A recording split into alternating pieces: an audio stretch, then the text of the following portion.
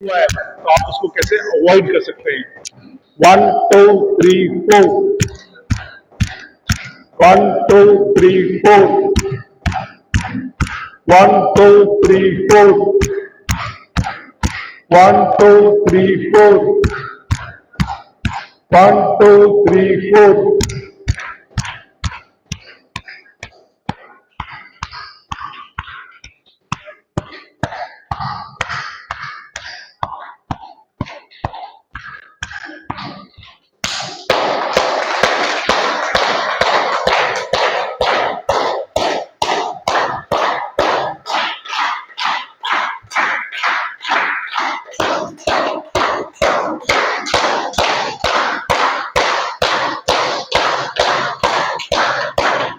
हमारे आचार्य जी कहते हैं, आचार्य मनीष जी, कि सबके जीवन में ताली बजाने का एक कोटा होता है।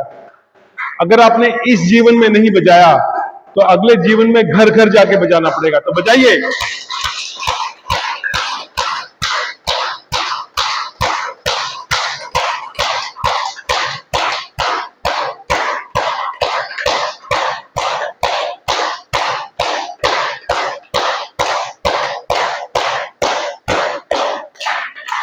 आप इस तरह अगर बैठ सकते हैं इस स्थिति में जहां पर आपके पैर का जो तालू है एक्सपोज हो सके तो बहुत अच्छा है, अन्यथा आप ऐसे भी बैठ सकते हैं। और अब आप एक्यूप्रेशर एंड योग को एक साथ शामिल करेंगे विद म्यूजिक। एक साथ 1 2 3 4, 1 2 3 4, 1 2 3 4, 1 2 3 4, 1 2 3 4, 1 2 3 4, 1 2 3 4, 1 2 3 4, 1 2 3 4, 1 2 3 4, 1 2 3 4, 1 2 3 4, 1 2 3 4, 1 2 3 4।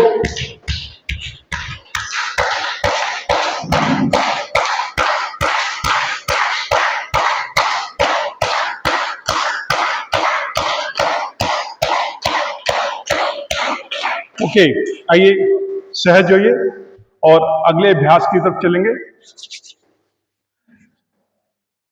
गहरी लंबी सांस लीजिए और गहरी लंबी सांस छोड़िए।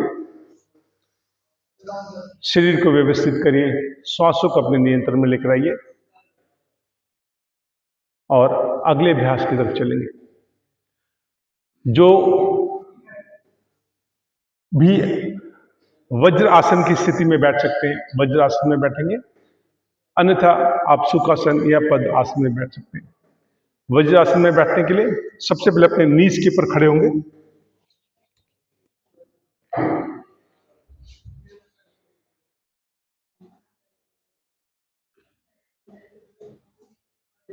और अपने नीज के ऊपर बैठिए। वज्र जो शब्द है वो बिजली से लिया गया है। जिस तरह आसमानी बिजली जब धरती पे गिरती है तो एक शेप लेती है जिसे वज्र कहा गया है। वो इंग्लिश के शब्द एस की तरह होता है। आप में से कौन बात कर रहा है इस टाइम?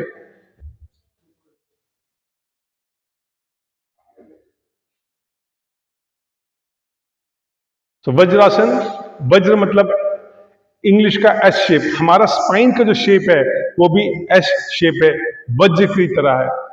हम गलत तरीके से बैठने के कारण हमारा स्पाइन का जो शेप है वो एस से होता होता डबल एस होता चला जाता है। यही कारण है कि लोगों को सर्वाइकल या लो बैक की प्रॉब्लम होती है, क्योंकि हम झुक के बैठते हैं, झुक के चलते हैं। उस झुकाव के कारण हमारे स्पाइन में एक कर्व आना शुरू हो जाता है। आप देखिए जितने भी जापानीज हैं, चाइनीज हैं, वो इस स्थिति में ही बैठ के भोजन करते हैं और जब भी वो फ्री होते हैं वे ऐसे ही बैठते हैं। जब आप वज्र आसन की स्थिति में होते हैं, आपका स्पाइन स्ट्रेट होता है। आप जो भी भोजन ग्रहण करते हैं उसका पाचन क्रिया बहुत सही तरीके से होता है। आपका ब्रेन जो आपको मैसेज देता है आपके ऑर्गन्स को, शरीर को, वो सही तरीके से फ्लो होना शुरू होता है। आइए एक या 2 अभ्यास हम लोग करेंगे, स्पेशली जिनको किडनी की प्रॉब्लम है, लिवर की प्रॉब्लम है, इंडाइजेशन की प्रॉब्लम है, एसिडिटी की प्रॉब्लम है। हम अभ्यास करेंगे मंडूक आसन का। मंडूक शब्द एक मेढक से लिया गया है।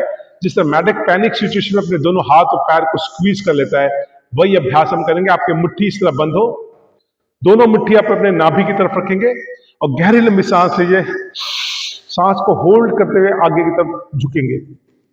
जितने देर तक आप उस सांस को होल्ड कर सकते हैं होल्ड करेंगे, वापस श्वास लेते हुए ऊपर की तरफ आएंगे। जो लोग भी इस तरह मुट्ठी बंद नहीं कर सकते, अपने हथेली का भी इस्तेमाल कर सकते हैं। गहरी लंबी सांस लेना है, नाभि की तरफ रखना है,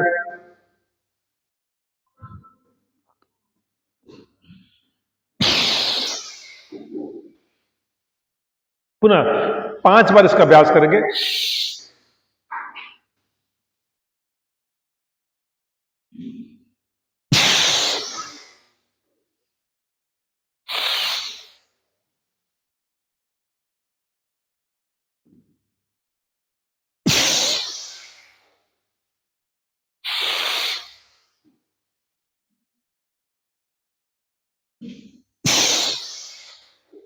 मंडूक आसन किडनी के पेशेंट्स जिनकी किडनी स्क्वीज कर गई है, लिवर के पेशेंट्स जिन्हें फैटी लिवर या लिवर सिरोसिस, कब्ज की प्रॉब्लम, एसिडिटी की प्रॉब्लम, जिन्हें भी इंडाइजेशन की प्रॉब्लम है, मंडूक आसन आप करते हैं, आप बहुत शीघ्र अतिशीघ्र स्वास्थ्य लाभ प्राप्त करते हैं। इसे कम से कम 5 बार अपने योग के सेशन में डालिए और धीरे धीरे बढ़ाते हुए 10 से 15 बार इसको अवश्य करिए। मंडूक आसन, गहरी लंबी सांस लेना है, नाभि की तरफ मुट्ठी को रख के आगे की तरफ झुकना है। जितने सेकंड तक आप झुक सकते हैं सांसों को होल्ड करते हुए होल्ड करिए और वापस सांस छोड़ते हुए ऊपर की तरफ आइए। यथा स्थिति गहरी लंबी सांस लेंगे और गहरी लंबी सांस छोड़ेंगे। वज्रासन, पद्मासन या सुखासन, जिस स्थिति में भी आप बैठे अपने श्वासों को नियंत्रित करिए और अगले अभ्यास की तरफ चलेंगे। आपका राइट हैंड और आपने लेफ्ट हैंड से इसको इस तरह पकड़ा। अब यही स्थिति आप पीछे की तरफ लेकर आइए, इसी तरह पीछे करिए। गहरी लंबी सांस लेना है और आगे की तरफ आपने झुकना है। सांस को होल्ड करते हुए आपने आगे की तरफ झुके। जितने सेकंड, जितने पल आप इसको रोक सकते हैं रोकिए, होल्ड करिए, वापस सांस छोड़ते हुए ऊपर। 5 बार करेंगे।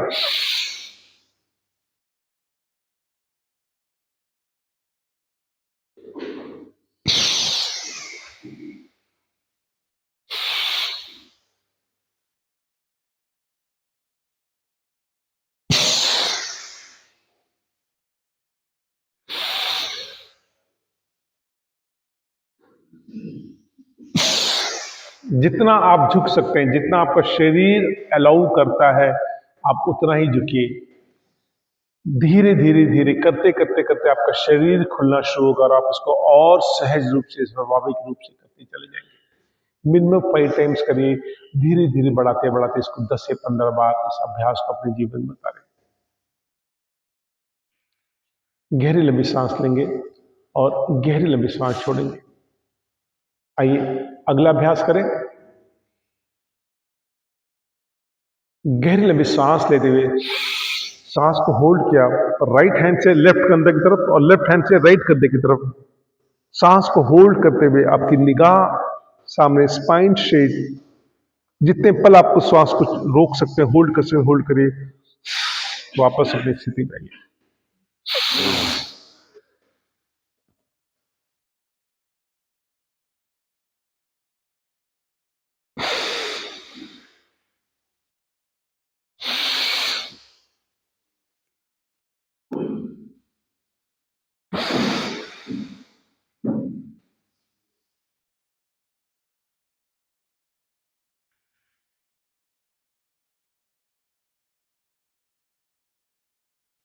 यथास्थिति गहरी लंबी सांस लीजिए और गहरी लंबी सांस छोड़िए और अगले अभ्यास की तरफ चलेंगे। शशांक आसन। वापस अपने नीज पे खड़े होइए। जो खड़े हो सकते हैं, जो वज्र आसन में बैठ सकते हैं, अदर अन्यथा बाकी लोग अपने यथास्थिति में बैठे। अब आपके दोनों घुटने में स्पेस होना चाहिए, आपके पैर के अंगूठे आपस में टच होना चाहिए पीछे की तरफ, राइट, इस तरह पैर के अंगूठे आपके आपस में टच हो, घुटनों में स्पेस हो, राइट, और बैठिए। गहरी लंबी सांस लीजिए और आगे की तरफ स्लाइड करिए।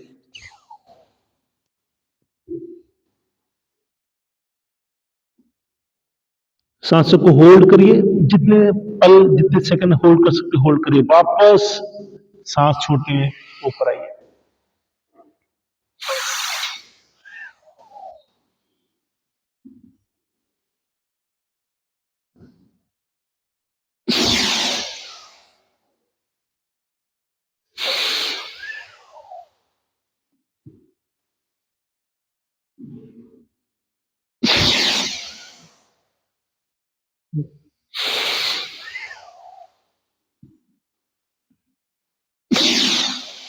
आपने देखा होगा जनरली डॉग्स सुबह सुबह जब वो नींद से उठते हैं तो इस तरह अपने आप को स्लाइड करते हैं और एक अभ्यास करते हैं।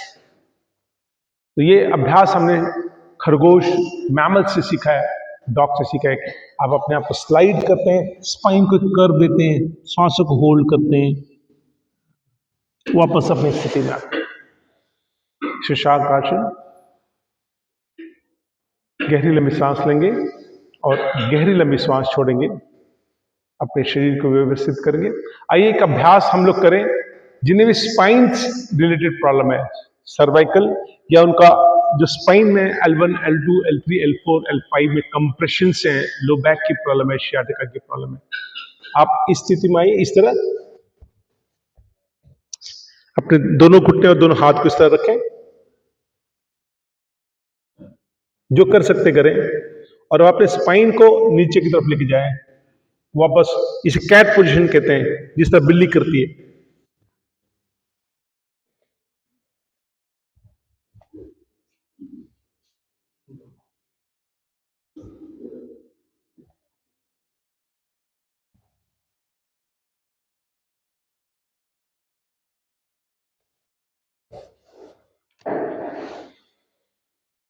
आपकी स्पाइन में कर्व आता है ऐसे, आप स्पाइन को नीचे की तरफ हल्का सा कंप्रेशन करते हैं, वापस इस तरह ऊपर की तरफ, जैसे बिल्ली को आपने कई बार अनुभव किया, अपने पीठ को नीचे की तरफ करके फिर ऊपर की तरफ फुलाती है, राइट। ये कैट, जिसको भी स्पाइन रिलेटेड प्रॉब्लम है, जहां स्पाइन में स्टिफनेस आ गई है, एक खिंचाव सा आ गया है, आप ये अभ्यास करते हैं। ग्रेट, अपने अपने स्थानों में खड़े हो जाएंगे।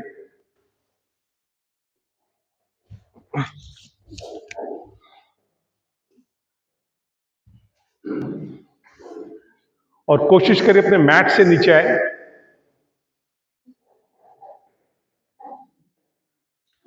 देखिए, कई बार जीवन में ऐसी स्थिति आती है जब हमारे शरीर में कुछ ऐसे कष्ट होते हैं, कुछ ऐसी बीमारी होती है जिसका किसी भी लैब में, किसी भी डायग्नोसिस में उसका पता नहीं चलता। आप हजारों दवाइयां खा चुके होते हैं, बहुत सारे डॉक्टर को मिल चुके होते हैं, लेकिन आपकी बीमारी पकड़ में नहीं आती है और समझ में नहीं आती कि ऐसी क्या प्रॉब्लम है, और आप परेशान होते हैं, व्यतीत होते हैं। जैसे कब्ज का होना, लूज मोशन का होना, एसिडिटी का होना, फीमेल्स में गायनोलॉजिकल प्रॉब्लम्स होना, हर टाइम शरीर में हल्का सा दर्द महसूस होना, खाना का ना पचना, कुछ खाते ही आपका पेट साफ हो जाना, यानी कि पोटी होने का एहसास होना, या अन्य कारण। हमारे आयुर्वेद, हमारे नेचुरोपैथी में इसे धरण की समस्या से जाना गया है। नाभि का अपने स्थान से हिल जाना, नेवल डिस्प्लेसमेंट। तो आइए सबसे पहले देखिए कि हम ये कैसे पता करें कि हमारा धरण अपने स्थान पे है कि नहीं है, हमारा धरण गिरा है कि नहीं, हमारा नेवल डिस्प्लेसमेंट हुआ है कि नहीं हुआ है। आपका हथेली, आपका अंगूठा और उंगली के बीच में जो स्पेस है, इसको हल्का सा पकड़ के इस तरह दबाइए अपने। अगर इसको दबाने से आपको पिन जैसी चुभन होती है, दर्द होता है किसी को इस तरह पेन? अगर आपको यहां पे दबाने से दर्द होता है, पिन जैसी चुभन होती है, दैट मीन्स आपका जैसे मेरा लेफ्ट हैंड साइड का अगर पेन है तो लेफ्ट का धरण अपने स्थान से हिल चुका है। अगर मैं दूसरे हथेली में भी इसको महसूस करता हूँ और पेन होता है, तो यानी कि धरण ने अपना स्थान ग्रहण कर लिया है, वो सेटल हो चुका है। दूसरा तरीका, आप अपने कोहनियों को एक साथ, हथेली को एक साथ लाएं और ये जो हथेली की रेखाएं हैं अगर आपस में से मिल रही हैं तो ठीक है, अगर ये ऊपर नीचे है तो आपका धरण अपने स्थान से हिल चुका है।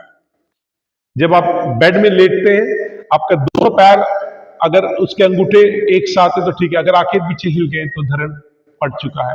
मेल्स में हम एक रस्सी लेते हैं, नाभि से लेके निप्पल तक चेक करते हैं, अगर उसका डिस्टेंस आपस में ऊपर नीचे है तो धरण पड़ चुका है। तो अन्य तरीके हैं, बहुत सारे तरीके हैं धरण को चेक करने का, मगर एक बार आपको ये पता लग गया कि आपका धरण अपने स्थान से हिल गया है, तो आइए सीखें कि उसको ठीक कैसे करें, करेक्ट कैसे करें। सबसे पहले आप, जैसे मैंने आपसे कहा था कि हम पंच तत्व से बने हैं, क्षितिजल पावन गगन समीरा, यही पांचों मिले बने शरीरा। धरती, जल, अग्नि, वायु, आकाश, उसको अपने फिंगर्स में महसूस करें और दो फिंगर से अपने रिंग फिंगर को पकड़िए। पकड़िए सर। हाँ, आपको ही बोल रहा हूं। सब लोग देखिए, ऐसा नहीं कि मुझको बीमारी नहीं है तो मुझे नहीं करना चाहिए। आप इसको सीखेंगे तभी जाके आप समाज में किसी को बता पाएंगे। अपने फिंगर से रिंग फिंगर को पकड़िए, आप बोले धरती, जल, अग्नि, वायु, आकाश। फिर से धरती, जल, अग्नि, वायु, आकाश। धरती, जल, अग्नि, वायु, आकाश। ये आपके जो पंच तत्व हैं, जो आपके शरीर में डिसबैलेंस हो चुके थे, जब हम इस तरह अभ्यास करते हैं तो वो धीरे धीरे बैलेंस होना शुरू हो जाते हैं। इसी तरह दूसरे हथेली में करेंगे, धरती, जल, अग्नि, वायु, आकाश। धरती, जल, अग्नि, वायु, आकाश। एक ही अभ्यास हो गया। दूसरा, ये आपका हाथ है, इसको फ्लेक्सिबल करके, ये जो पोस्चर जिसे हम ढड्डू निकालना कहते हैं, जहां मसल पोस्चर है, इसको पकड़िए और 3 बार इसको स्ट्रेच करिए। 1 2 3, 1 2 3। तो 3-3 बार हम ये अभ्यास करते हैं तो हमारा धरण धीरे धीरे धीरे सेटल होना शुरू हो जाता है, अपने स्थान पे आना शुरू हो जाता है। जैसे मैंने योग के सेशन की शुरुआत में कहा था कि हमारा शरीर है वो पंच तत्वों से बना है और पंच कोश होता है। Excuse me.